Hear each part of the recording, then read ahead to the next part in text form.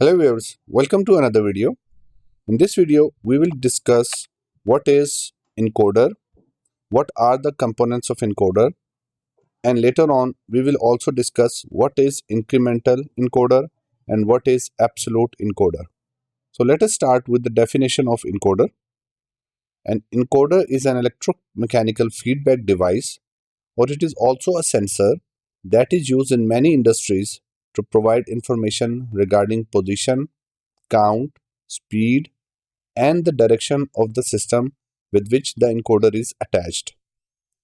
In this video, we will only discuss the optical encoder in which the sensing technology is light. So there are two types of optical encoder, incremental encoder and the absolute encoder. The incremental encoder is a position and the speed measuring device used in motors, conveyors, CNC machines. It works by generating pulses every time the shaft rotates. So these pulses are read by the controller. It can be a PLC that how much and how fast something has moved. It does not give the absolute position, it only tells the changes in position. So let us discuss in detail the components of incremental encoder. This is the body of the encoder which is attached with the system for which the position and the speed is to be measured. And since we are discussing the optical encoder, so we have the light source, which can be an LED or the infrared laser inside the encoder. Then we have a circular disc, which is the heart of the encoder.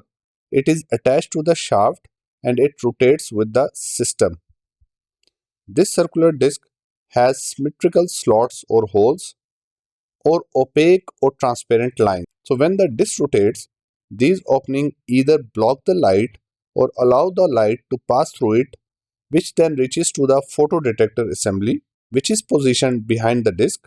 It detects the light on off as the disc rotates. It converts the light signal into electrical pulses. And finally, we have an electronic board which converts the sensor output into clean square pulse, which will then be read by any controller or the PLC to convert this signal into exact position or the speed of the rotation. Now we will discuss how an incremental encoder works step by step. So whenever the machine rotates, the disc rotates with the machine. The holes and the slots revolve in front of the light beam. So when the hole aligns with the LED, the light reaches the sensor. When the solid part come in front of the light is blocked and it cannot reach the photosensor. Whenever the light reaches the photosensor, it generates a signal 1, and whenever it is blocked, it generates 0. So in this way, we have a square waveform with 1 and 0 pulses. We have two types of disc. On my left side, we have 4 slits incremental rotary encoder. It means that this encoder can generate only 4 pulses per whole cycle, which is 360 degree. So we can have 4 different positions. So as we increase the number of the slits to 8, we can have 8 pulses for one cycle.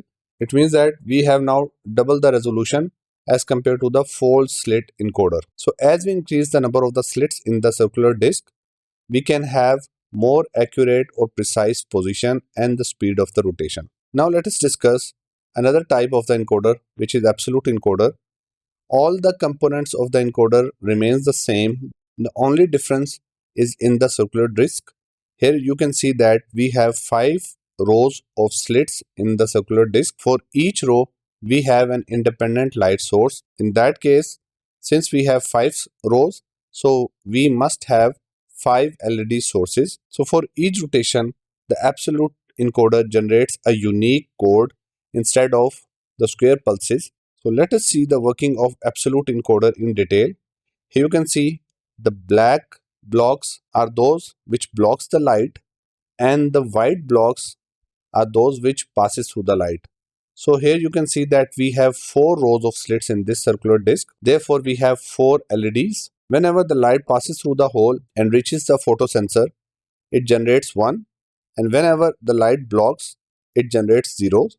So for each position, we have 4 different combination of 1 and zeros, which generates a unique code for each position. In this way, we can have very precise angular position and the speed of the system. Another advantage that whenever we have a power loss and after the power resumes, it will generate the unique code, and from the code we can know the exact position of the system. So I hope you clearly understand what is incremental and absolute encoder. In the next video, I will discuss in detail the differences between incremental and absolute encoder. So stay tuned and don't forget to subscribe our channel. Thank you for watching.